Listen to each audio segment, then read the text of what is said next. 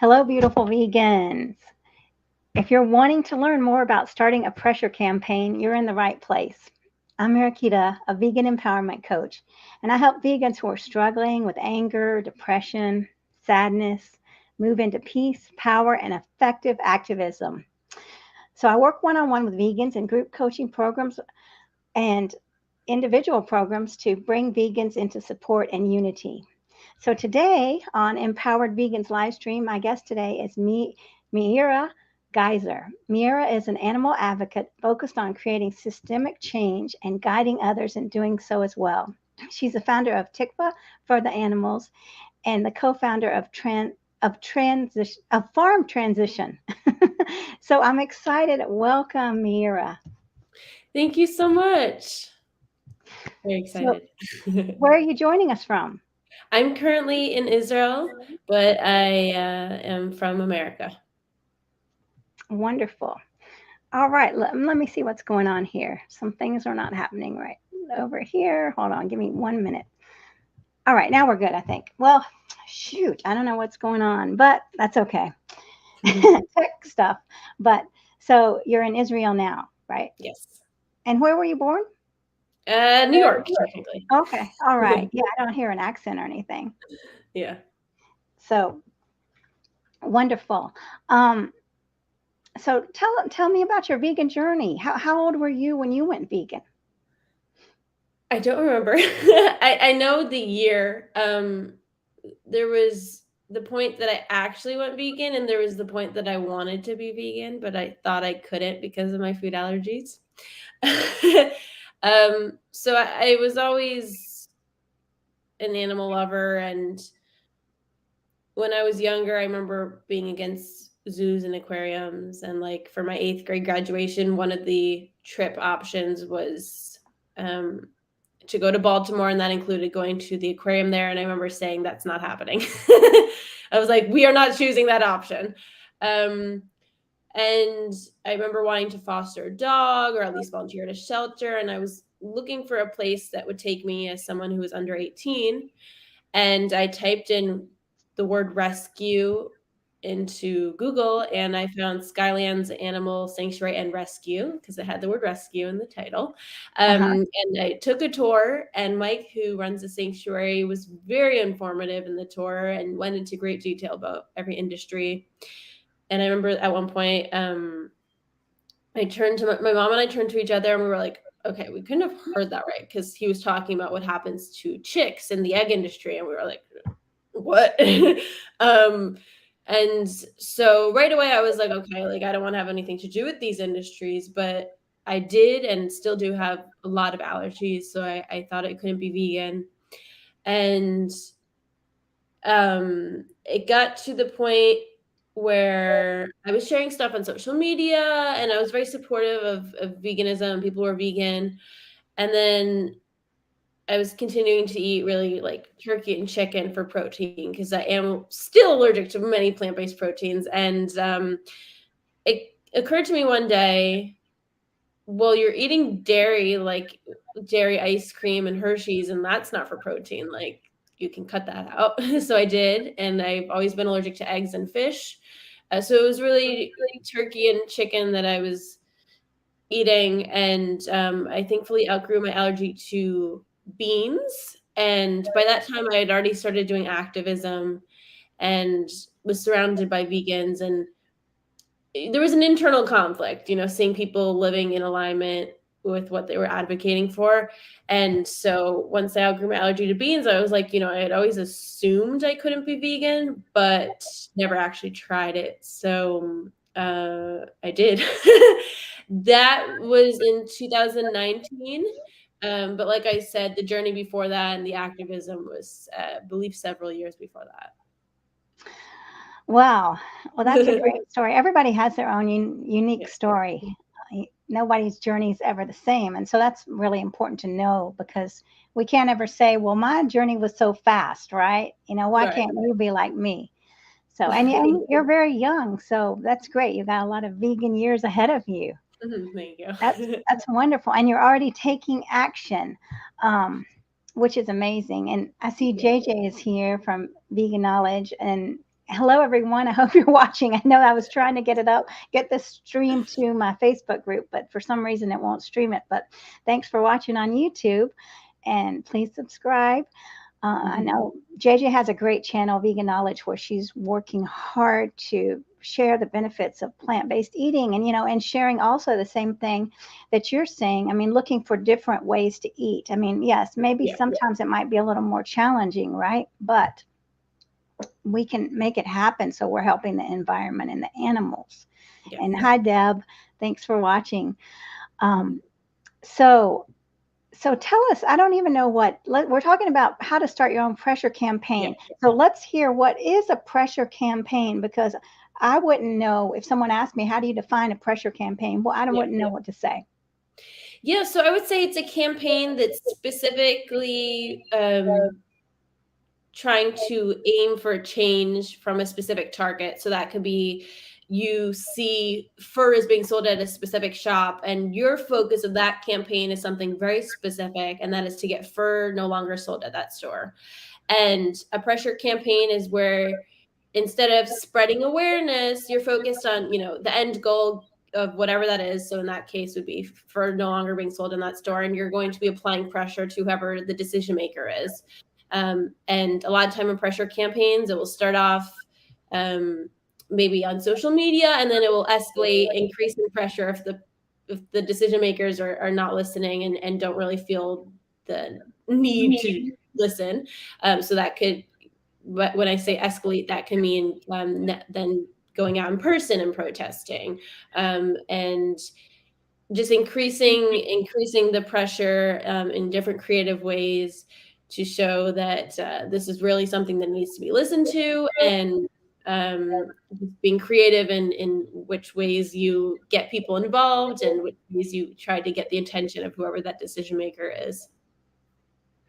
Wow. Okay. That's amazing that you're doing this at 22, right? Thank you.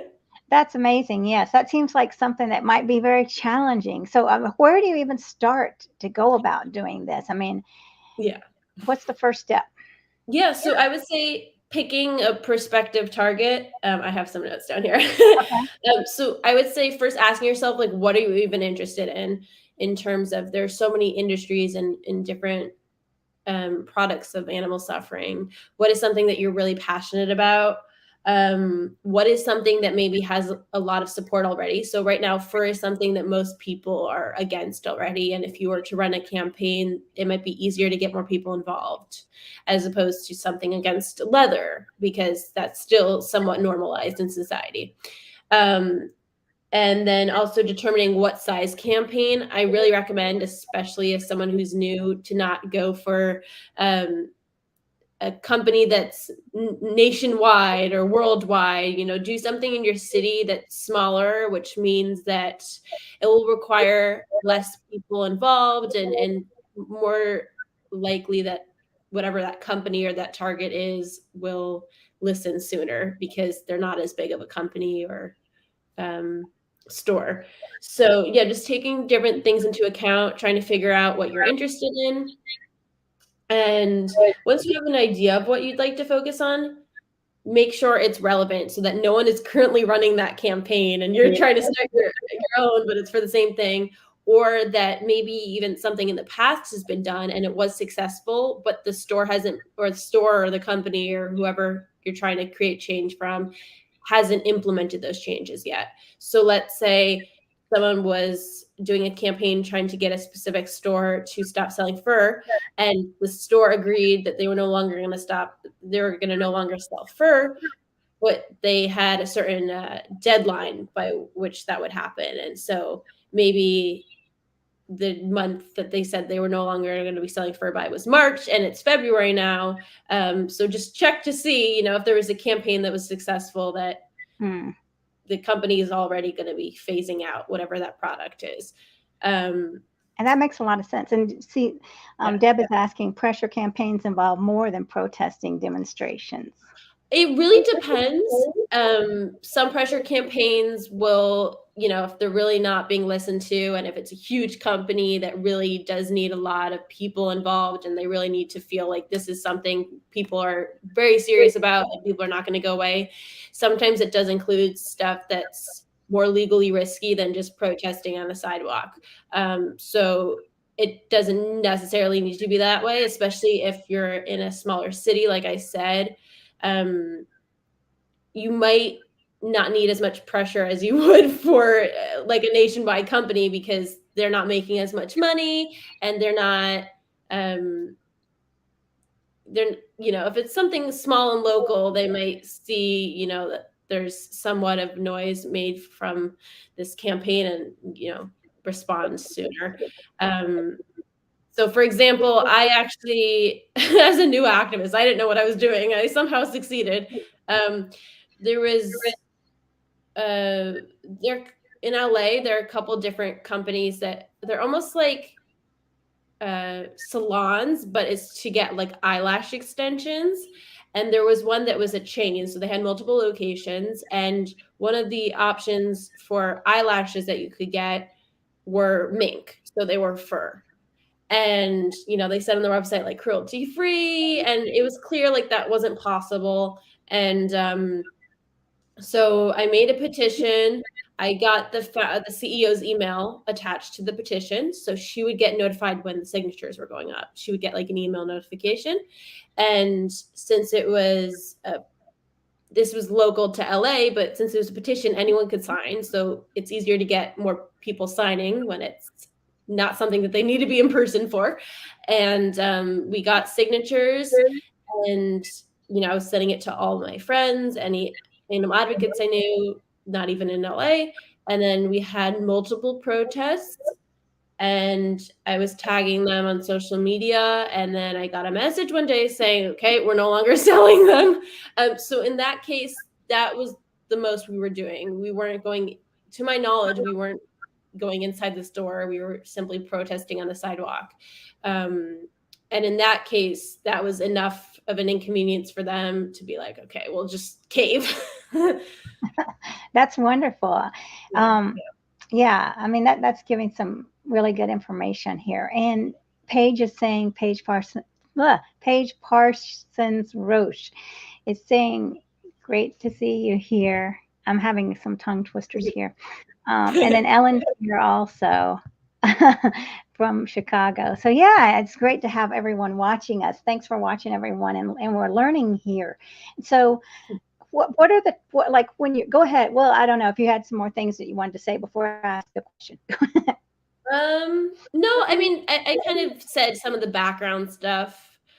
Once you have an idea of what you're interested in and no one else has really done it, this is mostly what I'm talking about here is not for anything changing legally. So not getting like a legal ban on, let's say, horse carriages. This is more because that can be pressure campaign.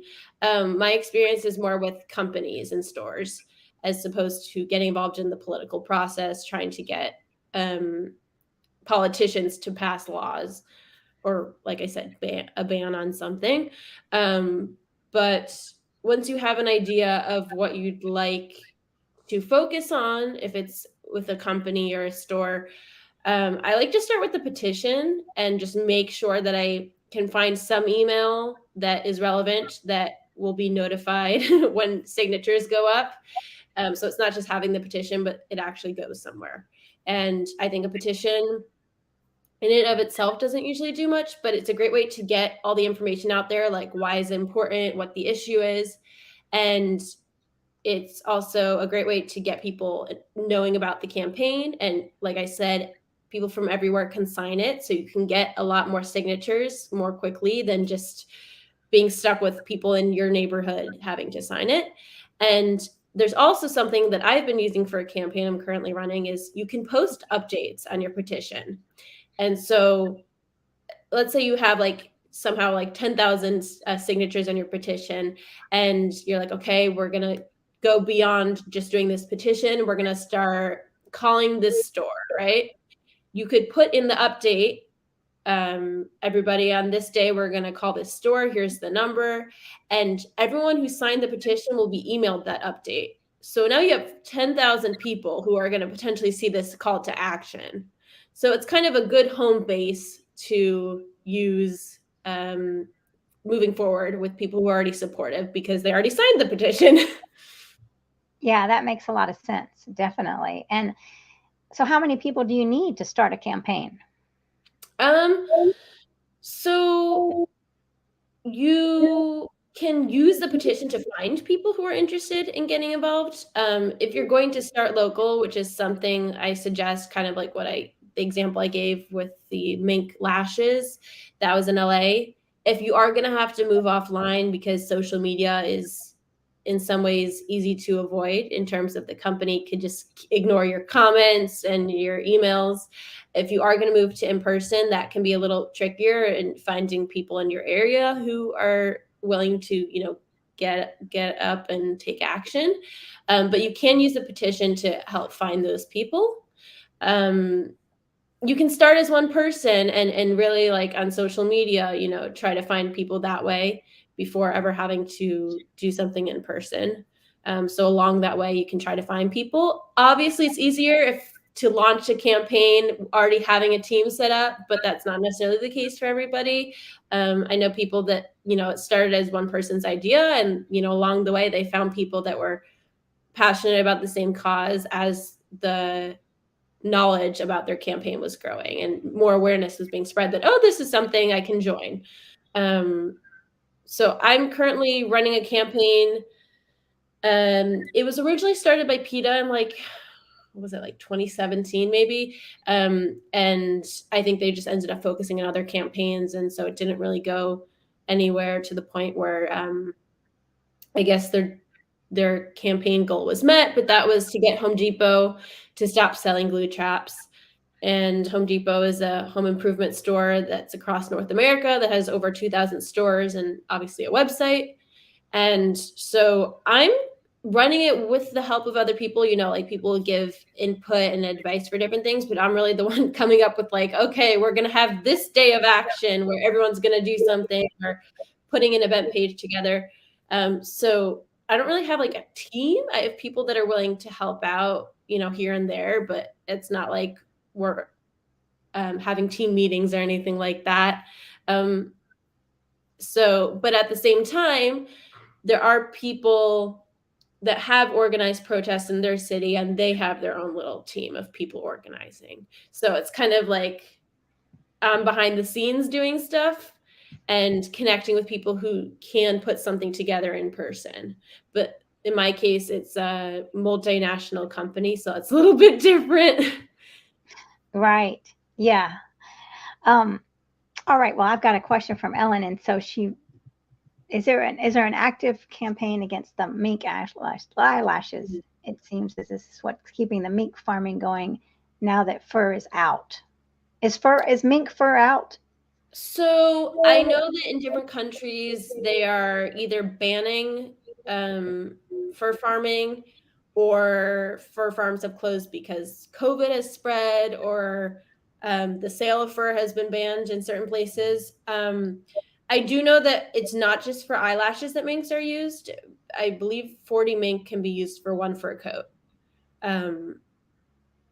which is a lot of minks. And there are a lot of companies online, I think, that I've seen that sell mink. The problem is to my knowledge, they don't really have any physical locations, which can be tricky because you can try to do something online, but like I said, they can kind of ignore you to some degree. Like, what happens if they delete all your comments or they block you? You can't really go in person. So you can try that route. You can also see if you have any local salons that do eyelash extensions that sell mink. And you can do that either by Googling, or if you do know that there's a salon near you that offers mink, you can even go in person, that offers eyelash extensions. You can even go in person and just look at what they offer, if you are not able to find that on Google. But I do think that's a great option to focus on because, like I said in the beginning, there are a lot of people that are against fur already. So it'll probably be easier to find people to support you and get involved in the campaign. And it's also, if they're selling mink lashes, they're probably selling a lot of synthetic lashes as well. So it's not like you're telling them to give up everything they're selling. It's just one specific option. And so that's easier than telling them to completely redo their whole business model. Right. Yes, that's true. So tell us about the tweet storm. What's a tweet Yes. storm? So a tweet storm is when a lot of people will tweet at a specific person within a short amount of time. So that can be a couple hours or 1 hour. It's really up to the person who's creating this event to decide what that time span is. But the goal is to get the attention of someone on Twitter by everyone tweeting at them. And the reason why it's within usually a short amount of time is so that the person will get tons and tons of tweets in one time instead of a tweet here, a tweet there, and it might get lost within their notifications. And so when do you use a tweet storm? So in the Home Depot campaign that I'm running, we used a tweet storm to try to get attention of celebrities that are on Twitter and are somewhat active on Twitter, and specifically the singer Pink, who is known to be a rat lover, and rats are common victims of glue traps. So we wanted to get her attention and ask her to come out with a statement calling on Home Depot to stop selling these glue traps. And Twitter is unique in that you can get the attention of journalists or celebrities and people that you might not otherwise be able to get in contact with, especially if they're active on Twitter and they're seeing people who are mentioning them. So the goal was to get her attention. Sadly, we didn't have enough people tweeting to get her attention. It probably got lost. All the tweets probably got lost within her other notifications, but it was really helpful in the fact that other people saw the tweet and were informed about the issue. And it also, as people were sharing these tweets and the event page, more animal advocates found out about the campaign and saw it as something to get involved in beyond just the tweet storm. Yeah, and I tried to do one of the tweet storms that you had. I mean, I did do it. I not tried to do it. I did do it. Yes. So, I mean, that's exciting when you feel, I mean, when it does change, and we don't ever know when it's going to, make a difference. So we've got to keep doing it. So, I mean, yeah. for all we know, she saw it. She just didn't respond. So, Well, that's true. You just don't know, right? You don't know what's happening behind the scenes. Yeah. So, what about chalking? Yeah. So chalking is a great way to, first of all, spread awareness to the people passing by, like And what going is back to, sorry, what did you say? What is chalking? Just for people that might not know. So chalking is basically using chalk on the ground to spread awareness. So you could be writing stuff, writing a quote, writing a message like "fur is sold here," or even using drawings. Drawings can be really powerful in depicting whatever it is that you're trying to get people to feel. And specifically within pressure campaigns, I know people have taken chalk to the sidewalk outside of stores to basically let people know that there's animal suffering. There are products of animal suffering going on in there. And then the store obviously doesn't like people knowing that. And they literally took the time and effort to go and, like, after everyone was done, to go and like scrub it off the sidewalk, which is just makes it more inconvenient for them. And that can really help with the pressure campaign, and that it puts them in a position, is selling whatever the thing being protested is selling this fur, for example, really worth that effort and time we need to do to scrub the sidewalks, and especially if people keep coming back and doing it. And it really puts them in a position like, is this something we really want to be dealing with? And what's the legality of that? Could I go in front of a store that was selling fur and and chalk the sidewalk without going to jail? I mean, it seems like I think it depends on the location. I don't know. I believe I don't know. To my knowledge, there definitely are places that it's legal, and there's even such a thing. It's almost like spray paint, but it's made from chalk. I don't know how that works, but it's like a sprayer and it's chalk. Oh, I don't know if that's any other issues legally, but I believe you can Google that to see if chalking is an issue. But to my knowledge, in many places, it's not. But I don't want to be reliable if someone right. No. We do makes need to up. Google first, Yeah, so we don't go to definitely jail. Google. If you don't know, there are a lot of legal experts in the animal advocacy community who are um, just willing to help answer a question here or there. You can usually find people on Facebook or in animal advocacy Facebook groups who, even if they're not a lawyer themselves, might know of someone in the vegan community who is and can look up a question if they don't know it themselves. Great. Yeah, and let me just say this: if my signal dies, don't get off the live stream. Keep going. I'll jump back on. I never, the internet is so wonky. So, Yeah. um, but yeah, that's a thing. So let's say you all have gone. Do you go into the stores ever, like to the first stores, and do anything like that? So yeah, it really depends on the campaign. Pressure campaigns do often um, go from from online to protesting outside to protesting inside if it's doable. So I know with a lot of the fur campaigns right now, trying to get like designer companies to drop fur, they have been going inside stores. At this point, a lot of the stores know to expect them, so they're not able to get inside being unnoticed. And what happens So what's the goal? I mean, when they go inside, what's the yeah, plan? the goal is to create an inconvenience where the people at the store will tell their higher ups, like, oh my, there were protesters in the store today, get the message up to someone higher up, also make it inconvenient for the people working there. I know people have, even protesting outside, they've had stores basically close their doors for the day because they don't want them getting inside. They don't want to deal with them. And that not only, again, creates that inconvenience for them, but they're losing business that way. And it goes back to, is this really worth it for us? Especially if it's a store if it's a company that has multiple stores where the CEO might not be in the location that you're at, protesting inside is a good way to get them to hear about it. And what do you do if you're protesting inside? Would I be holding a sign, or what would I be doing? Yeah, so it really depends on the campaign, how obnoxious people want to be. I've seen people like like really just try to be as loud as possible. Just being very annoying until they stop selling whatever the product is. So yeah, it could just be holding signs inside. It could be holding a sign and just saying something, like, please stop selling fur. It could be, I've seen people use megaphones inside, depending on how big the store is. It really depends. You can get creative with it. I've even seen people do they have balloons, and they had a poster tied to balloons. So like if you let go, the poster would float up to the ceiling. And Oh, they had wow. like a message on the poster like, drop fur or deal with us. And then they had to get it down from the ceiling.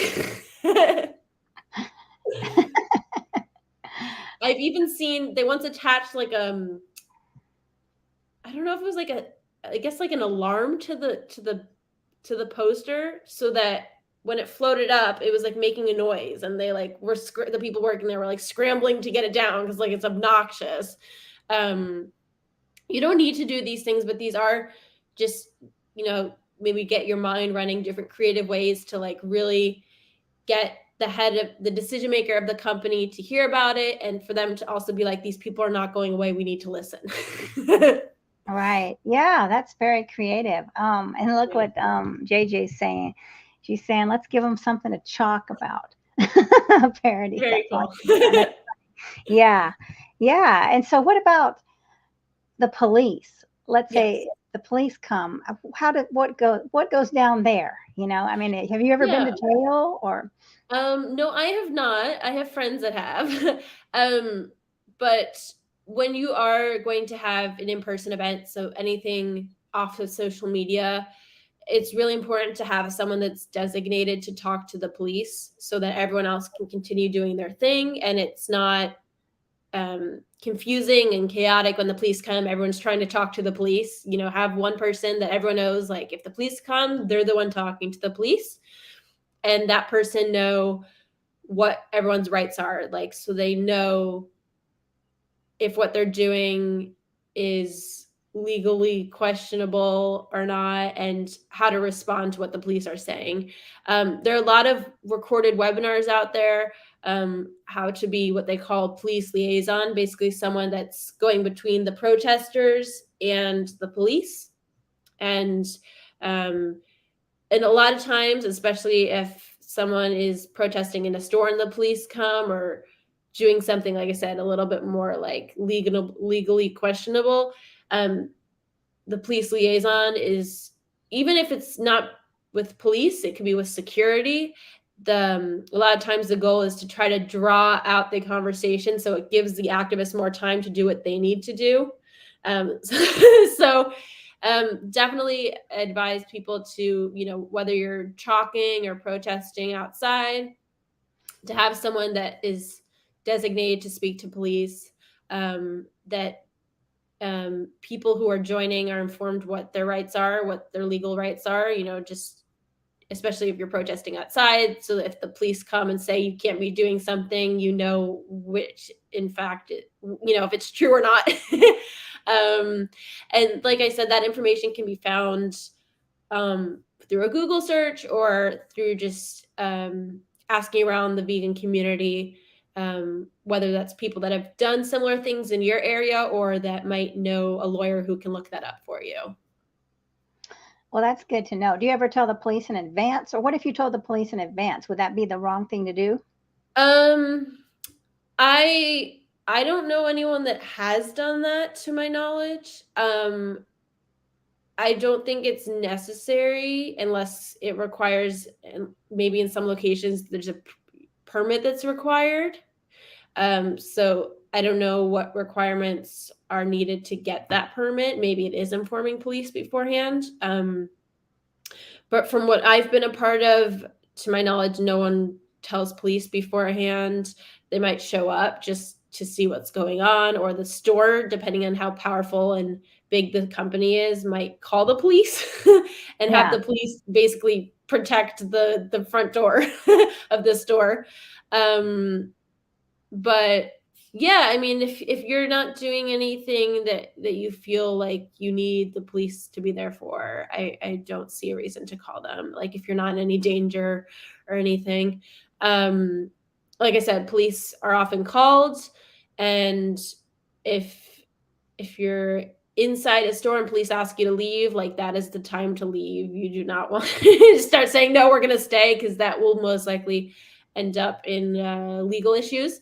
So just, yeah, like I said, just trying to do your due diligence beforehand of what your rights are. If you're going to do something, if it's a little bit more of a higher legal risk, that you could run into legal issues beforehand.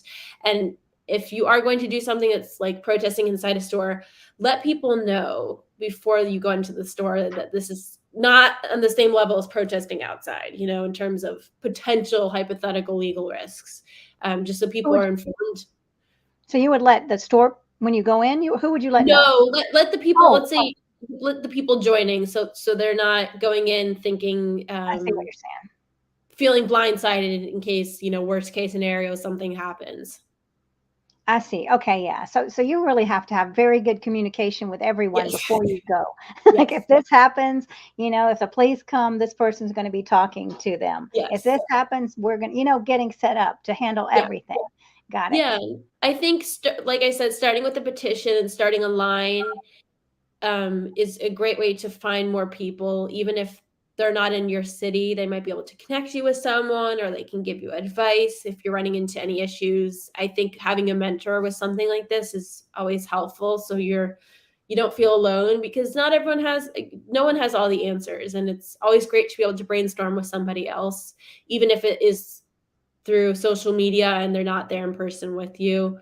Scheduling a Zoom call, or what I did with the campaign I'm currently running is I made an event page on Facebook for people who wanted to help brainstorm ideas for the campaign, and we met on Zoom. And so most people We're not in the same area. Some people weren't even in the country where Home Depot stores are, but they wanted to contribute online. And so that's, a good way to just get more ideas and be more planned out before you do go to in person, whether that's chalking or protesting or wherever that is. Right. All right. So yeah, this is making a lot of sense. I mean, with the plan, and I see, Yeah. yeah, Deb is saying that planning is essential for everyone's safety. Yes. Yes, I would. I would feel a lot safer if I knew a plan.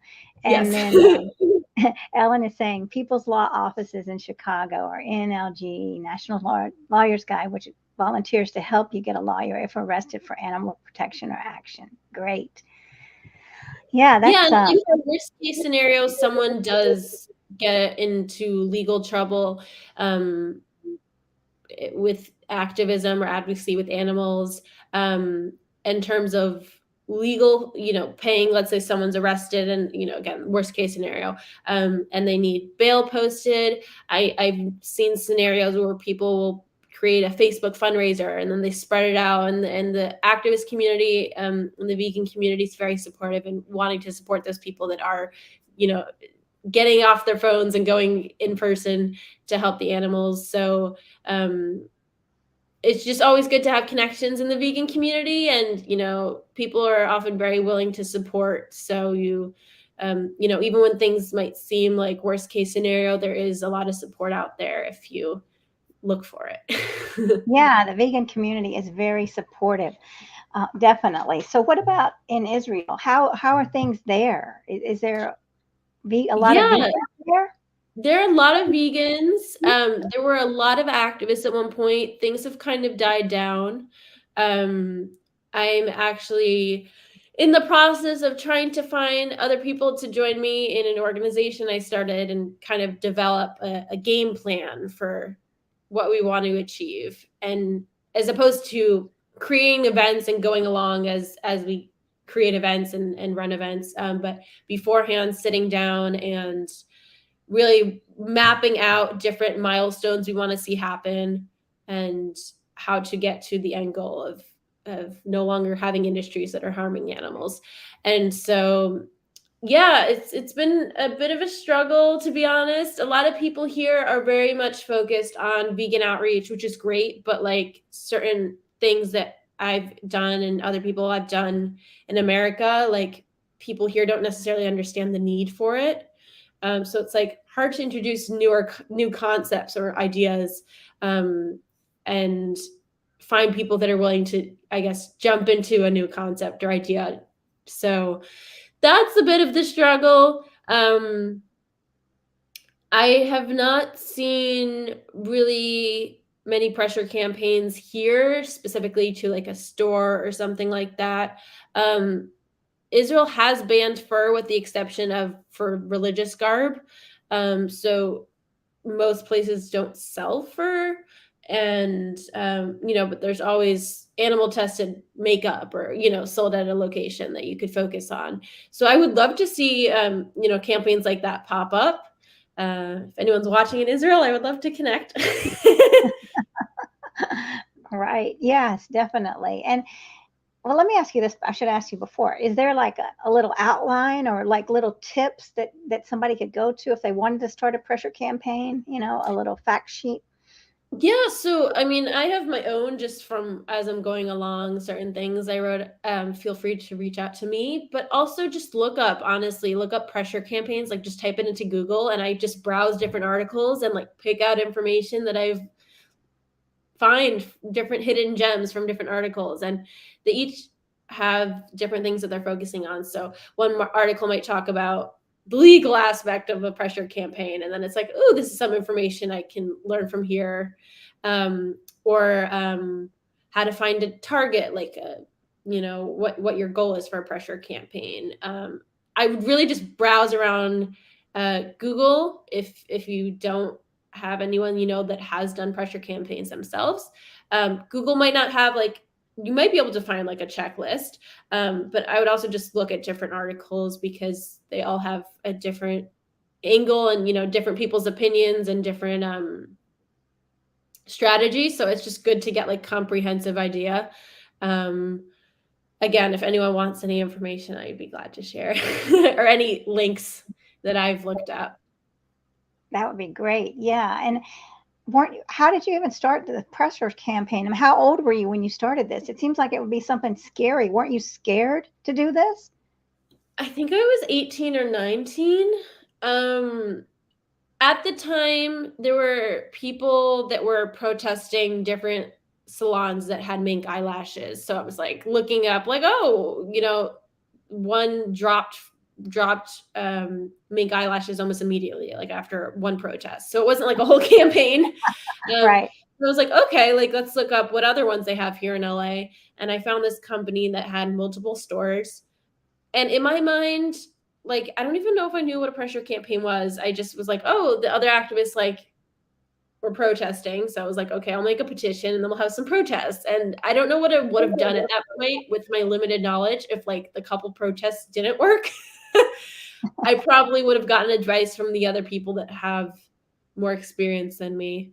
But I think one of the reasons why it worked was because it was local. And so the business didn't need as much pressure as a nationwide company would need, which is something I keep pointing out, but it's really true. Like, start small. You might be like, oh, there's a huge company, it would have such a huge impact. Like, starting small is good, not only to be able to see results and hopefully sooner, but also to gain that experience before you're going to go onto a much bigger project where there's like more details and complications that might arise. So yeah, definitely recommend starting local. You also have the special benefit of living in that area, so you can talk to people in your area, you can talk to businesses in your area, you can see if you have the angle of knowing people in the area and seeing how they feel about it and if they want to join, as opposed to running a campaign where the headquarters is in a completely different location and you don't know anyone there. Right, definitely. Well, so when you're on these campaigns, do you have people come up to you and like workers or like people that just want to hear, that seem like they're ready to change, or they're like, oh, wow, I didn't even know this was, I didn't think about it. Or do you see someone flipping?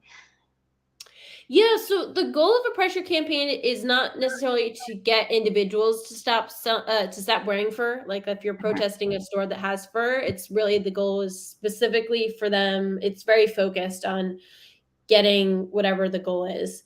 So the sale for to no longer happen in that store. But a lot of times, yeah, people walking by might be like, what are you protesting? What's the problem with whatever it is that you're protesting? If people have leaflets, you can hand them out to them or just have a conversation with them. What I like to do is let them join you if they want to. I've seen that happen before. People pass by and they're like, oh yeah, I hate fur. And then they join the protest outside. And that's great, because the more people, the more seriously the companies will take you. So that's exciting. I would love to be doing a protest and have people join. But when I was standing out for the fur protest, it was always exciting to hear the cars honking, in support, going by. Yes, yes, and that was always wonderful. And when we did the march, the animal rights march in December, we would be walking by restaurants and people putting thumbs up and stuff. So that was really exciting, to bring people together. I mean, you just don't ever know who's watching and who's supporting. So yeah, let's see. Looks like we have another comment by JJ. I wonder if you could work with like the SBA or local business organizations like chambers of commerce to present to businesses the reason not to sell these products, to reach a lot of them at once. That's very interesting. Yeah, I mean, you can try, more of like an educational route. It might not work with all of them, especially if it's a company that's like selling a lot of that product, or if it's a huge company that's making a lot of money off of it. You can start off with the educational route, but like I said, with not every company will that be enough. So that's kind of where the pressure campaign would come in, or the pressure, where you make it very clear that this is something that needs to stop. so yeah, of course, like before you're going to go in and protest a store, like do your due diligence in terms of like trying to reach out in good faith maybe and say like, this is something that we would really like to see no longer be sold at your store. And that's why pressure campaigns, I would suggest doing kind of like an escalation. You're not going from 0 to 100 right away. You're not going from trying to reach out to them to stop selling fur and then just barging into their store. If you've tried everything else and they're still not listening, that's usually when people will try to like find more ways to show up and show them that they're not going away. But yeah, I really like the idea of Chamber of Commerce. That's very creative. Yeah, that is a great idea, JJ. And she's also saying, great job with everything you do. Thank you. So, yeah, and so is that kind of the final one, is going into the store?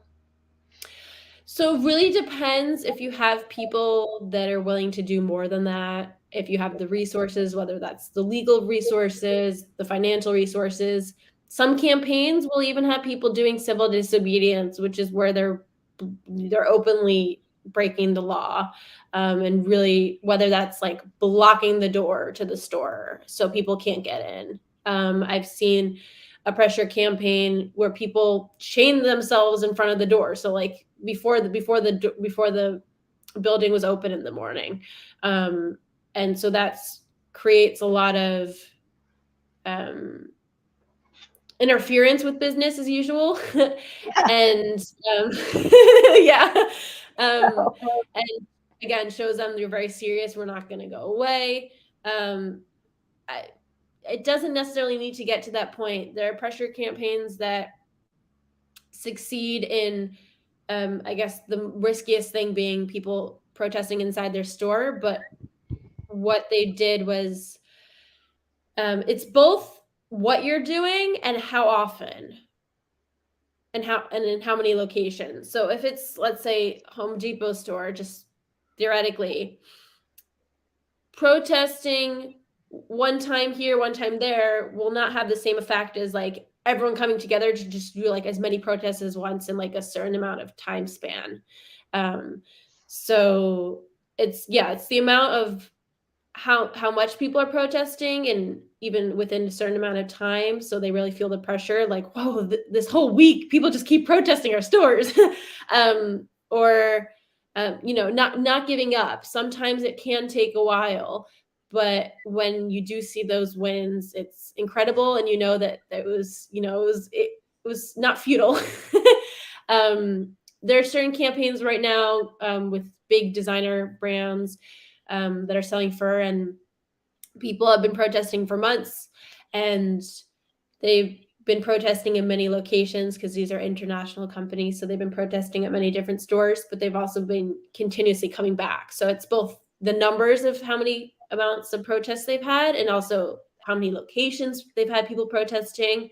And just the longer it takes for this company to stop selling fur, and the people continue to protest, they're eventually going to realize they're not going away.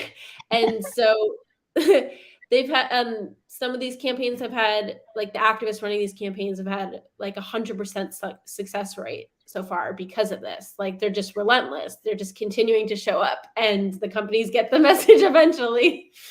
Yeah, well, tell us about some companies that have gotten the message. Yeah, so Saks Fifth Avenue, there was a campaign launched. I think people over the years were protesting them, but not really like in full force. It was a protest here, a protest there. It wasn't like, let's all come together and do as many protests as we can. And there was a campaign that was launched, and they had people from all over protesting and just continuously protesting. And I believe within a couple months, they made an announcement they were no longer going to sell fur. And this is a huge corporation, with so many stores, a lot of money. And so it's a huge, huge deal that it happened within that amount of time. I'm trying to think what else. Canada Goose made an announcement after years of people protesting that they're no longer going to be selling fur. So many companies I'm completely forgetting, but like it was, I think last year at one point, it was just like every week another brand was announcing. We were like, oh my gosh. That's Yeah. very exciting. Yeah. And they So also see, if they see their competitors no longer selling fur, it puts pressure on them to follow suit. So like with Home Depot, there are a lot of companies selling glue traps, but if Home Depot drops glue traps, hopefully their competitors will drop them as well. And if their competitors don't, you can go to their competitors and say, well, maybe I'll shop at Home Depot. right. Definitely. Yeah. Yeah. I mean, Yeah. I like Home Depot. So hopefully they Yeah. will come around, right? Yeah. And you can also use your position as someone who's a customer there maybe and say, like, I'm very, very concerned. I don't want to have to take my business elsewhere. And they might not make a decision to stop selling glue traps because of ethical reasons. It might be because of financial reasons. They don't want to lose business if enough people are saying that. Right. Yeah. And it's not that, I mean, it's not that we think these stores are horrible. We're just asking Right. them to be ethical, right? We're just, Yeah. and it's not about not shopping there. It's about awareness that we're bringing to these stores so they can do the right Yeah. thing. And also, a lot of times these companies will have like on their website like their values or their mission statement, and looking at that and seeing if that's in conflict with the products that they're selling. So then you're just asking them to be in alignment with what they're already stating they believe in. I don't remember off the top of my head what Home Depot's values are, but I do remember it was something to the degree of kindness or compassion or something like that. And glue traps are obviously not very kind. Animals are left to suffer for days in them. And so it's just asking them, like, be in alignment with your mission statement and your values and just don't sell these products anymore. Yeah, because I think most people are very kind and they would Yeah. be in alignment. And most people don't want to see that. I mean, there's very few people that want to, I mean, once they think about it, really think about it, right? And so, Yeah. again, that we're not saying that those are bad people or anything, or it's bad. It's just about building awareness for sentient beings. 100%. There's actually a couple things occurred to me that I didn't mention. Um, and that's trying to get media coverage. Oh, So media coverage is great to spread awareness, um, but it's also great if you get media coverage that can it's another way to put pressure on the company, because it's getting out there, oh, this company is doing this, and that's why people are protesting them. You can also try to get celebrities to notice it or to get involved, whether that's just a statement that they're saying or um, if you can get them to join a protest. Again, shooting for the stars here, but if you are able to get them to make a statement, that's something that you can even pitch to the media. So just being creative, different ways you can get the word out there and have the company feel pressure or have the awareness be spread. And you just even look at other campaigns previously and you can get ideas from them. I know I like to look up on Instagram under hashtags, like see what people are doing. yeah. I mean, that's a question. You would find the campaigns on, you could find them on Instagram. Where else could you find the Yeah, current campaign? you can do maybe think of a company that no longer sells fur, for example. And you can look up um type in and see if there was a campaign for that company. I'm trying to think. There's certain pages on Instagram that will post like vegan news or announcements in the community. That's a good way to find out what companies have dropped certain animal products. I'm trying to think. I just follow a lot of people in the activism part of the community, so that's how I know about the different campaigns. But I'm sure like typing into Facebook, even like for protest, you can find different posts come up and you can see like, oh, what type of posters were they using? What were they using chalk? Like what messages were they writing with chalk? And you can just start to look at different ideas. Yeah. Wow. Well, this is a lot of great information. And so, what if people? Okay, so your campaigns. What if people want to help you with your campaigns? How do they Yeah. find you?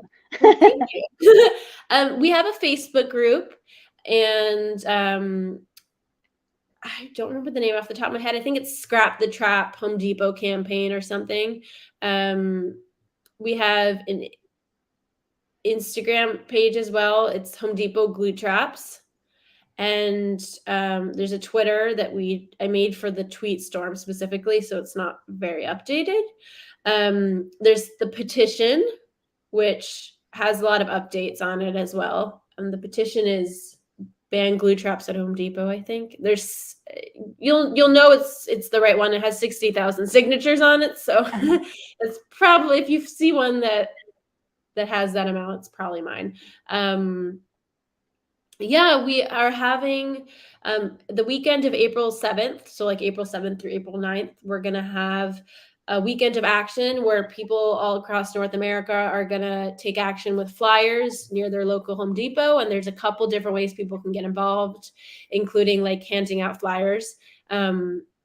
So we're just trying to get as many people that weekend to take action, no matter which part of the country or continent you live on. If you have a Home Depot nearby, it's a great opportunity. You don't need to organize a huge event with a lot of people. You can go with yourself or a friend. And it's like a simpler way to get involved and still make a difference. And we're hoping as well that people are doing this in person, but then we can also post on social media and tag Home Depot, like 20 locations had people at them this weekend. When are you going to stop selling glue traps? Right. Yeah. Yeah. And again, it's not that we're against Home Depot. Yeah. we just want some, Yeah. we want animals to not be harmed. And that glue traps are the most horrendous things. I mean, my brother saved a rat from a glue trap. I know the neighbor was screaming and he came over and helped, but what a nightmare. I mean, my brother's an animal lover, thank God. So yeah, but it's very terrible. So yeah, it's very important that we step up and that we can find you. And then so you're on Facebook, Instagram, yes, and Twitter, I guess, right? Because you're doing the tweet campaign. Yeah. So wonderful. Yeah. And so definitely, if anybody's watching and wants more help, please reach out. And then we'll be checking the comments. If you're watching this on the replay, please, ask your questions. We'll come back to this and answer if we need, if you have questions. Also, please subscribe and please reach out to Meira for help if you because we all need to step together. She's willing to help. I'm willing to help. We'll get you the answers you need. The lawyers are there. If you're afraid, right? And then it's okay to be afraid if you feel afraid about, but this is all very safe because the way that it's being laid out, right? Here's what's going to happen, and it's not just some random chaos, right? It's all definitely. Yeah, definitely. So. Yes, and Ellen's thanking us, and thank you all for everyone for watching. Is there anything else you wanted to say before we go? I would say if someone, even if they're not comfortable in doing something in person, you can still help out behind the scenes of a campaign, like coming up with ideas or spreading awareness, sharing posts on social media about it, inviting friends. So there's different ways to help out in a campaign. And we can all push ourselves in little bits, go out of our comfort zone, here and there. But if if you don't want to, or you're not able to do anything in person, there's so many ways you can help from behind the scenes or online. And that's honestly very crucial to help the people that are going to be there in person make a bigger impact. Yes, you're right. And that reminded me, I've got to make some phone calls about some horrible wild boar catching things. So that's a way to, they're putting pressure on on all these organizations that are doing this wild boar fun contest anyway. So yeah, every phone call, every email, every tweet, it all matters. So yes. Well, thank you so much for joining us today. This has been fun and very, very informative. I'm glad. Definitely. Thank you everybody for watching. Thanks, Deb and JJ and everyone else. Ellen, all of you all, and Paige. Yes. And keep up the good work, everybody, because together we're making a difference. So thank you all. Mhm. Bye, everybody.